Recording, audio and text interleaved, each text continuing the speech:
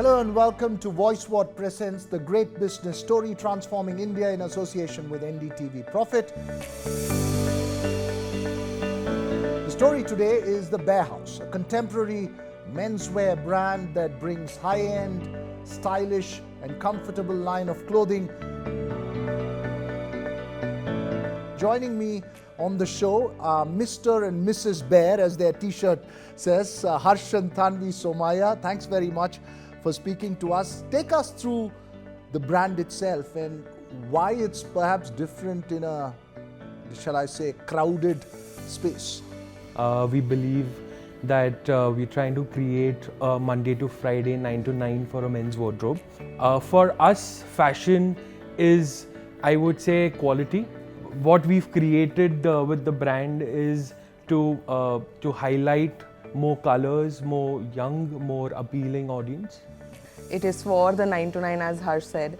It's inspired by European fashion, by international trends. We have been exporters to international brands for about 6 years. So we understand their DNA, and that's how we incorporated and actually conceptualized the brand. You'll see a lot of quality fabrics. We are very quality centric, and we want to deliver international trends and international quality for our Indian customers. Pandemic was a big influence in terms of how it moved forward. The key shifts post-pandemic? Before pandemic, the Indians dressed a little different. A lot of people started working from home. They wanted to get comfortable in their clothing. We are all about comfort, and we are all about dressing. I would say workwear, but comfortable workwear. So for us as a brand, it worked very well, wherein we were able to connect with our customers. We were able to educate them on what we are about and what we're trying to sell. And yeah, definitely it helped us. Moreover, I think offline stores took a hit and online was the only way out. It was the best time for us also to experiment whether our product is actually catering to the audience, and we were able to scale the business pretty well back then as well. And the key is also mixing or blending European minimalism with Indian sensibilities. Was that, how did you guys go about that? If you see all our products, it is minimal in terms of the branding. So we believe in creating products which are not available in the market. Probably you would see a French cuff shirt in, say, Europe, but you would not be able to find it here. For example, our flat knits as well. Something that's available internationally but not available in India. So we have a wide range of knitwear polos as well. Flannel shirts is something that we are really good at. Again, not something that's available in the Indian market. So these are some of the products that we were always able to scale since the very beginning. But it's not very simple to establish a casual wear brand in a textile dominated market, is it? I think coming from a product first background where I was exporting for international premium brands, we understood that textile as an industry is evolving every day. If you have to kind of be relevant, you need to use the most updated fabrics. If you have to look at the national brands, they have been consistent in terms of what they've been doing. They're very afraid to try something different.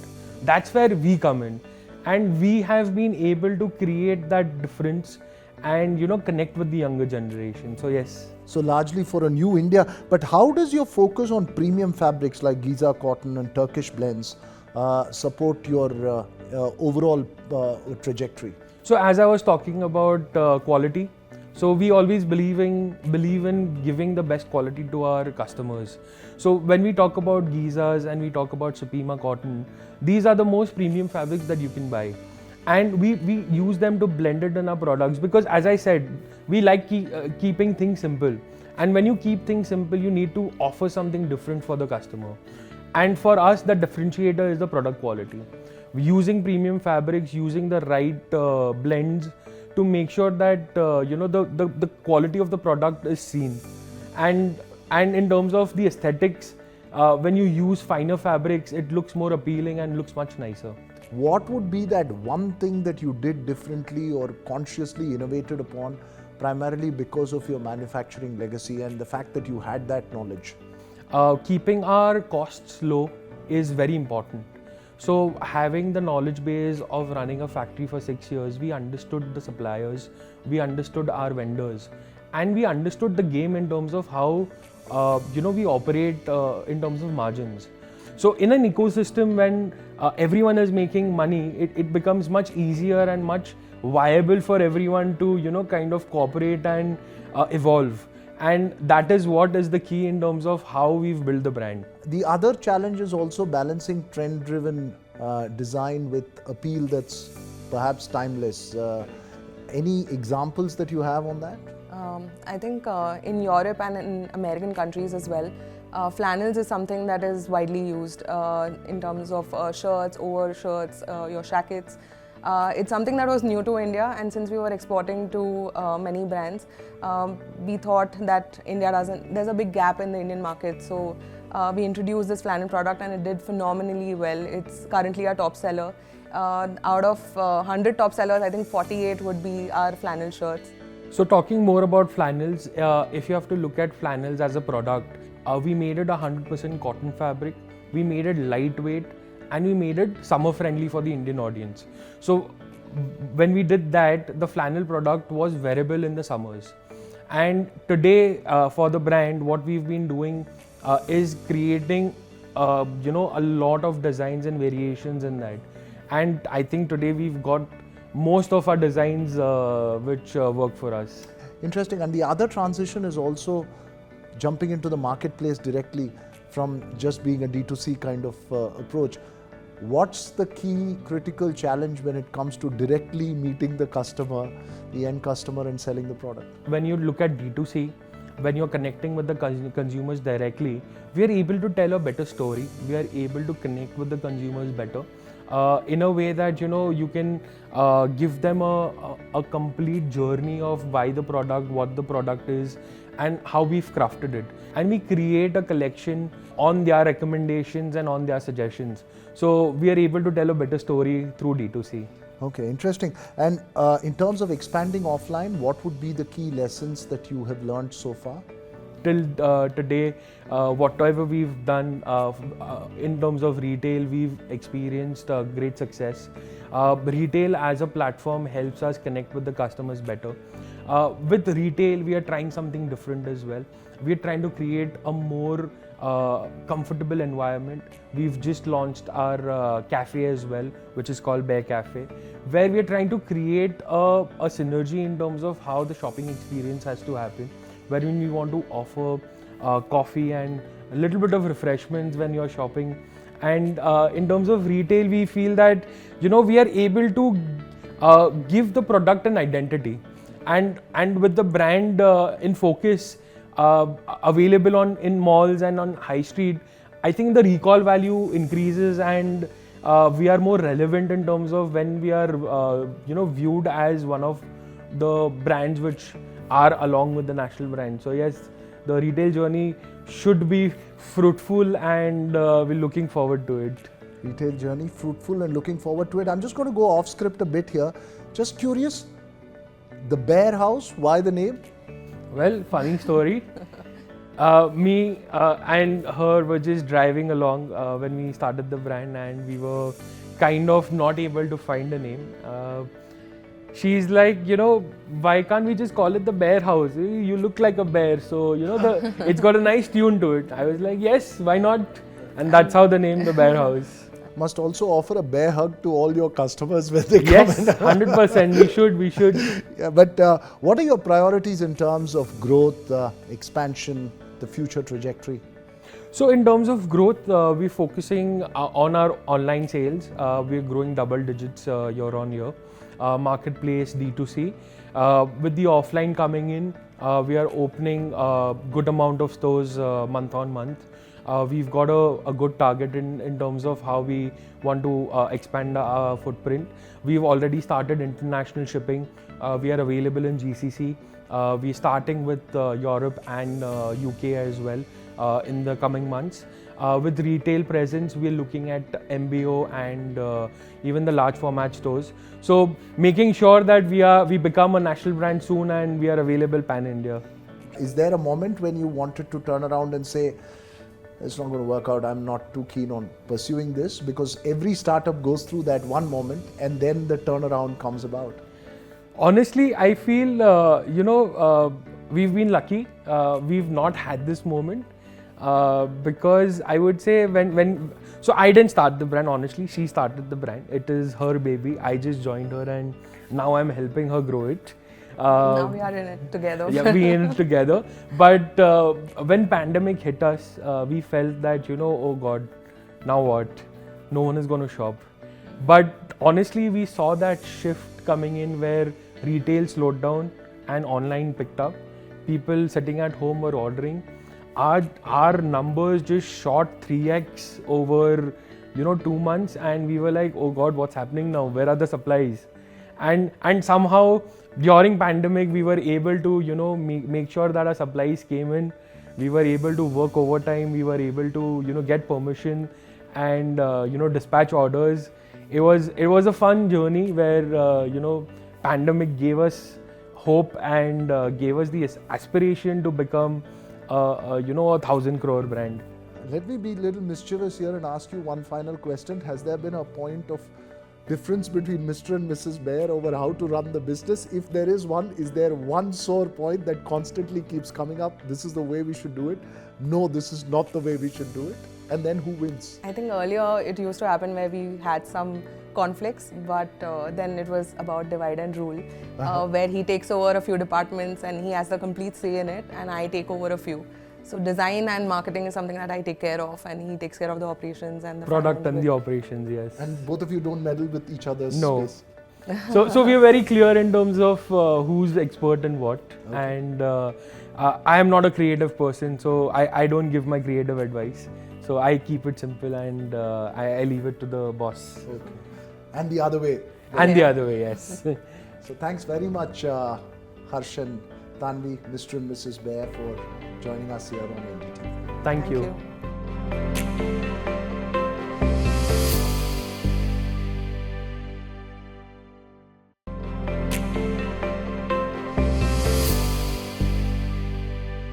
Hello and welcome to VoiceSpot Presents the Great Business Story Transforming India in association with NDTV Profit.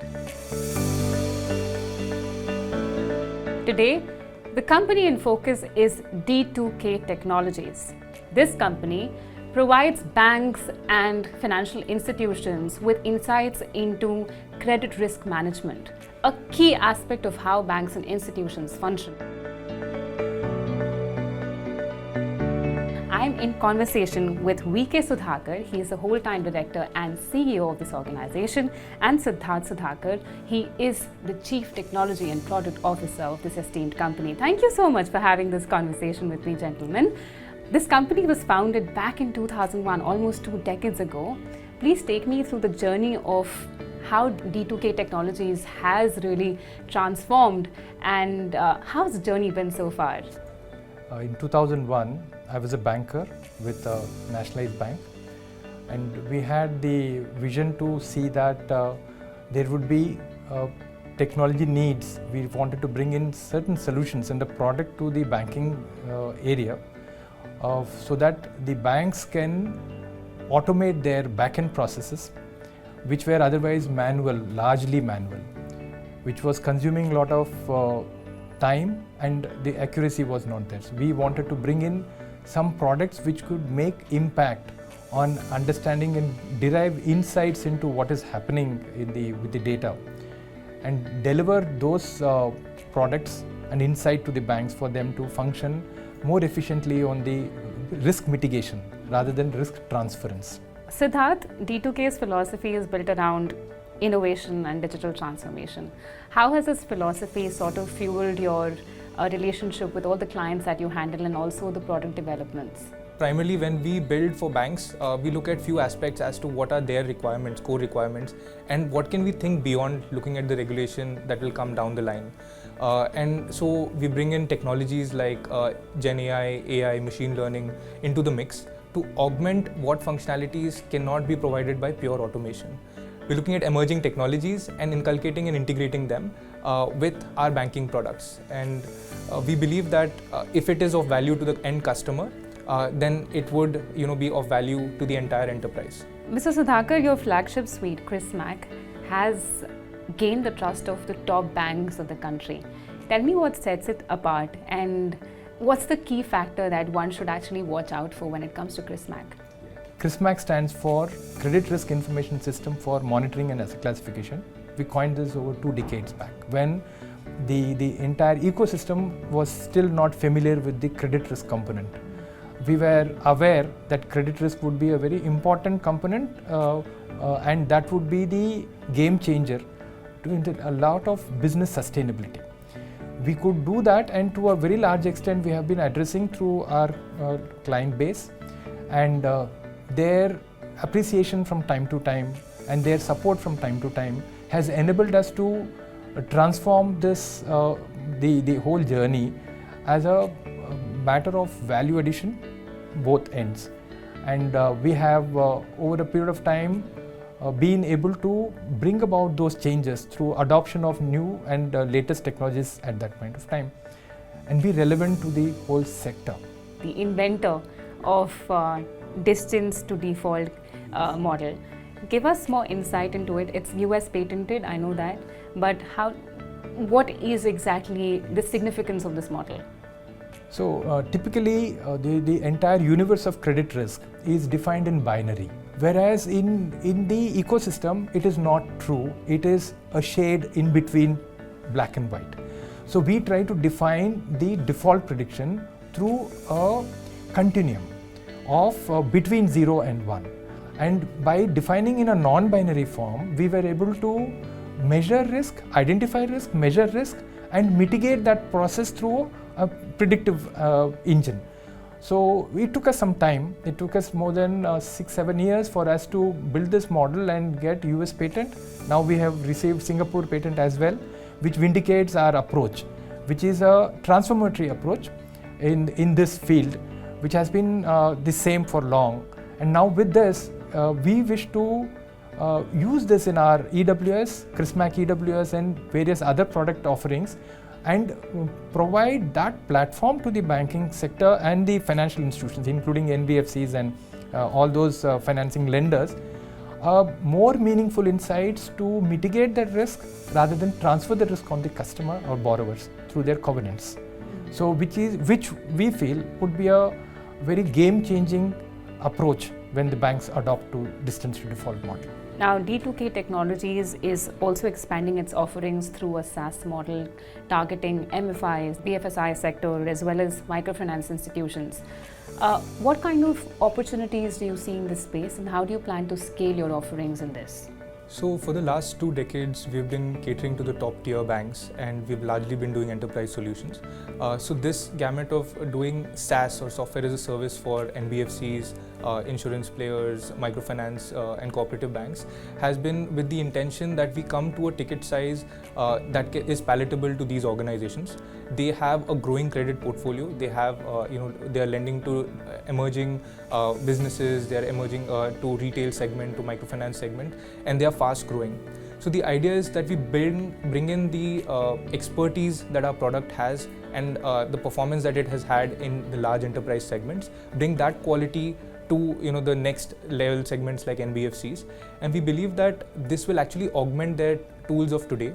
Right? It will give them greater domain insights because this domain is built into our products, and it will also give them the ability to have forward-facing plans where they can scale their portfolio, knowing that ChrisMac has their backs, or knowing that these products have their backs in terms of scalability, regulatory compliance, and governance. Also, digital transformation is a buzzword today, and now you are in that space. How are you integrating artificial intelligence, machine learning, and big data analytics into your operations and sort of enhancing them time to time? We've had at least 5 transformations in the last 24 years on the technology front, and it has been a necessity. What we are at grips with today, in today's world of Gen AI, AI and machine learning, is the fact that there are tremendous more opportunities that it opens up for the banking finance segment. And we have been able to integrate these cohesively with our products. So first off is building in a culture where people are constantly learning. So that is the first aspect of people. I think the second aspect is that of processes. So we look at processes that until yesterday were designed for, let's say, a manual realm, or for a realm of automation with limited information. today we are in a data ecosystem, right? We generate content, we generate data everywhere. So we are also bringing in data insights for financial institutions where we are able to leverage data along with technology, and we see that which of these processes can then be radically shifted through AI and through machine learning. Of course, since it's a regulated realm, to also have a human check or a review on it. So that becomes an essential part of anything where we integrate these new age technologies. And the third aspect is that of scalability. So technologies like cloud, big data, data lakehouse that we offer, they bring in an altogether different dimension to how you can scale and look at analytics, which is a supplementary function to banking, and that it can take away the load of every bank need not be an IT company today, right? They can instead leverage these technologies out of the box, integrate them, and then utilize them in their field staff and in their work. So I think that has been our journey or our learning about transformation. I think you started back in the internet age and now you're in the age of artificial intelligence. How did that change the way you sort of offer your operations to banks, and now you're integrating artificial intelligence also? Was it dramatic? Was it difficult? Yes, because banks are very conservative, regulated entities. Yeah. So they tend to absorb technology in a very phased manner. But we can't wait for that phase to happen. So we usually have some products already developed on the technologies which are emerging. To keep it ready, when banks are ready for that, we are able to offer them. Adoption of technology was a challenge within the banks, but adoption of technology becomes easier when you offer a very reliable solution which they can relate with their business areas. Yeah, that makes sense. Yes. Makes sense. D2K recently also received a significant investment, strategic investment from ICRA Analytics. How has that shaped up your future roadmap? We have received strategic investment from ICRA Analytics. The investment actually helps us to think bigger on a bigger canvas and probably act on those areas which can strengthen the investment bonding and realize those goals for which the investment has come in. Siddharth, why don't you shed some light on the company's CSR activities? I know you're active on that front as well. What kind of initiatives has the company taken in the past couple of years? And since we've been part of the ICRA ecosystem, we have had a much wider range of CSR activities, and Jai Vakil Foundation being one of them. Connecting with the community really gives you a sense of responsibility as to how we can give back. And I think for D2K and all of us here at D2K, I think CSR is an important part of our human identity that we need. What is your vision for the future? You have been here for so long now, and curious to understand if you are sort of looking at transforming or building into an independent digital banking platform in the coming years as well. Why don't you answer that first? We look at the future with much more opportunities than we had in the past. We have a very young staff, which makes us, venture out with new ideas, and we have the DNA of constant innovation being part of our work culture. We wish to be the pioneers and the leaders in this field. I feel there are two things that are very central to our growth. I think one has been our value system. The fact that we deeply care about the impact that our products make through the financial institutions that we serve. So yes, we have very huge ambitions in terms of growth. So one pivotal thought here on expansion is that of being able to expand sustainably. That is, we are able to cater and deliver the same level of quality to customers that we expand to. To also be able to bring in those insights that we've learned from large-scale organizations in our deployments. And today we are quite happy to say that we also help regulatory institutions in India like NABARD and NHB, also with certain reporting portals. And the idea being that I feel there is a lot being done in the financial ecosystem. There are institutions trying to think forward as to how credit can encompass and can impact growth of society at large. And I think that's a global phenomenon. And I think we are glad to be a part of that.